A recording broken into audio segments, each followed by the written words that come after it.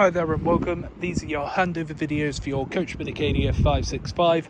These are a basic walkthrough on how to set up and operate the caravan as if you were coming on or off site. So starting off first, we have your black hitch head here with black cleaver that you have to have pulled up like so, which can then allow you to wind down the jockey wheel onto the tow bar, causing this to snap down, pushing up that red button and exposing the green ring. You then have your breakaway cable just here. Now legality states if you have an eye point it has to be used, if not to wrap it around the tow bar. You have your handbrake here. To disengage, press down, and to engage, flick up. You can see you don't need much force to get it up, so just make sure as well that you don't have your face anywhere near it.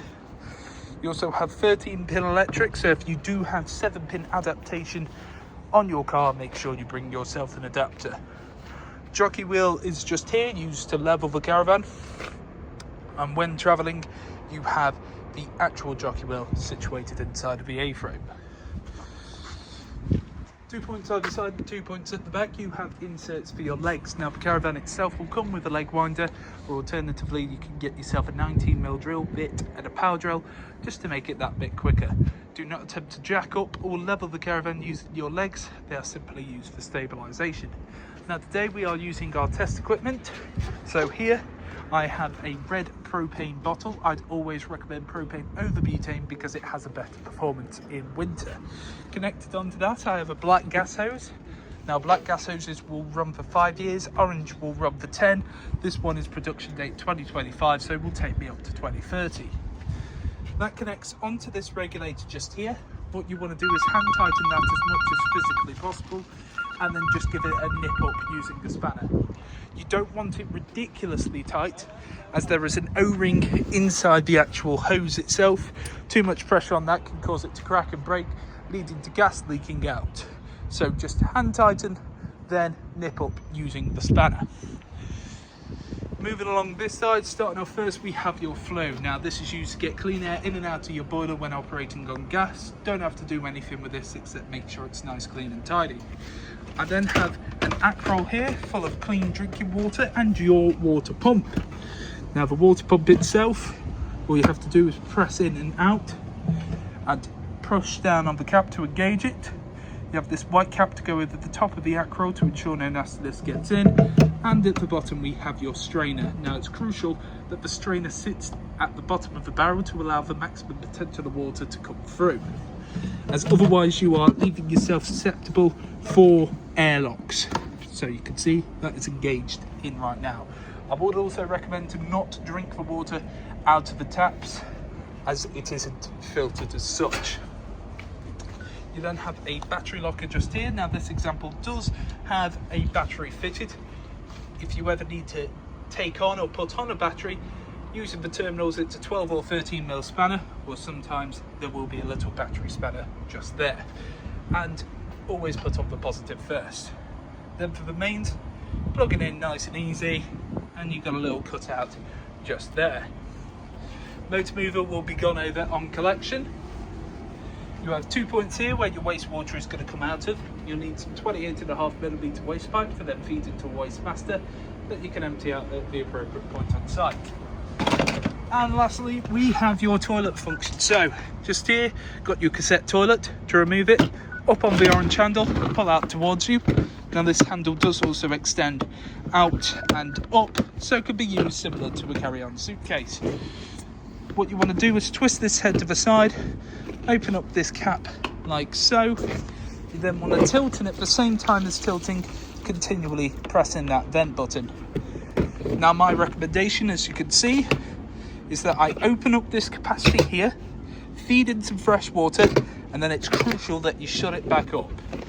After that, tilt and vent just alleviates any nasty smells that are left. Then on your cap you have measurements in both imperial and metric, and that is for your blue chemical.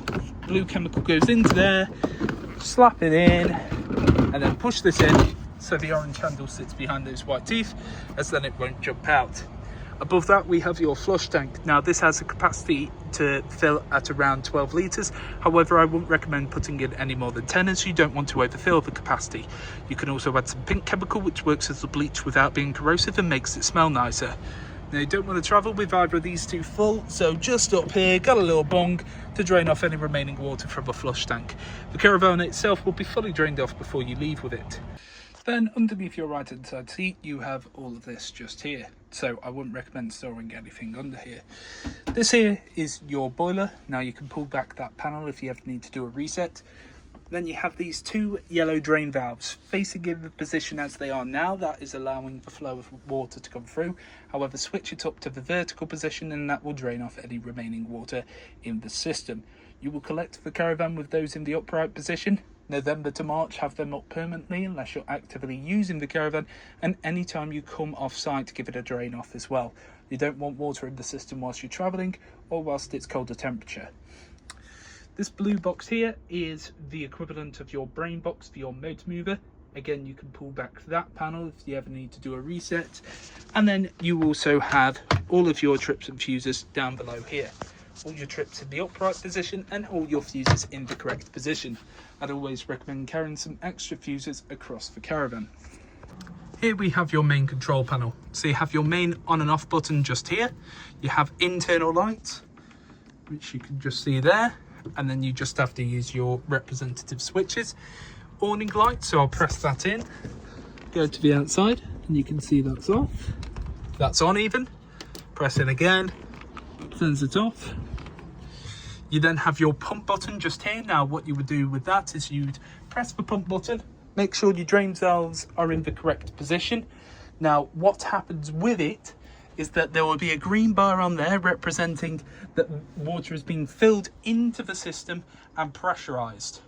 Now, when you also open your taps, that green bar will show because it's having to resupply itself with water again, pretty much. So, press in that and there will be a green bar on there. Also has a dual purpose that when you press in that battery symbol, it will show you the amount of charge. However, when you're plugged into mains, it's obviously going to show the amount coming from that. And then when you want everything completely off, press in on that button. As you can see here, nice steady continuous stream. Now it may be a case that when you first open it up, you might get the odd cough and splutter if there's any air that's being trapped inside the system, but this is what you're after. Nice, steady, continuous stream. You can test it on both hot and cold as well. I'd recommend pulling through from the furthest point if you're going to be using your taps at the back and your shower. But if you're just going to be using this sink here, just pulling through from this point will suffice, but just nice and steady. And then once you've finished with that, you can see you've got the green bar re-emerging. Press it on the pump button, come over to your tabs and lift them up, and that will drain off any water in the system onto the floor. Just here we have your outer control panel. So this is your home screen here, tells you the current internal temperature being 26 degrees. Press in on menu and you come to this screen just here. So first up we have the internal temperature that you desire. You can either individually tap or you can press and hold to go up or down. Now, whatever you set it to will get to that temperature in around about an hour's time, dependent on the weather. If it's a nice day like today, it will probably be an hour. If it's absolutely miserable, it may take a little while longer. Next, we have your water heat. So it's currently off. If I set it to midway, that will get the water temperature to around 40 or 50 degrees. Or if I have it on full, what that does is prioritize heating the water over the actual caravan itself. So that works for about 30 minutes, and after those 30 minutes it will then drop it back down to midway. Then we have your energy sources, so we can either use 1, 2 or 3 kilowatts of electric. Now do be aware that some sites do not have 3 kilowatt capacity, or gas, or a mixture of gas, and 1, 2 and 3. So you've got the choice of gas, mains or both. You then have your additional settings just here. Now I'm not going to run through these as we have set this to what we believe the most user-friendly panel to use. However, if you'd like to have a look inside your book packs to see what they represent, then please do so. Now naturally the screen will fade off when not interacted with in a little bit of time. However, when you want this completely off, press in and turns itself off.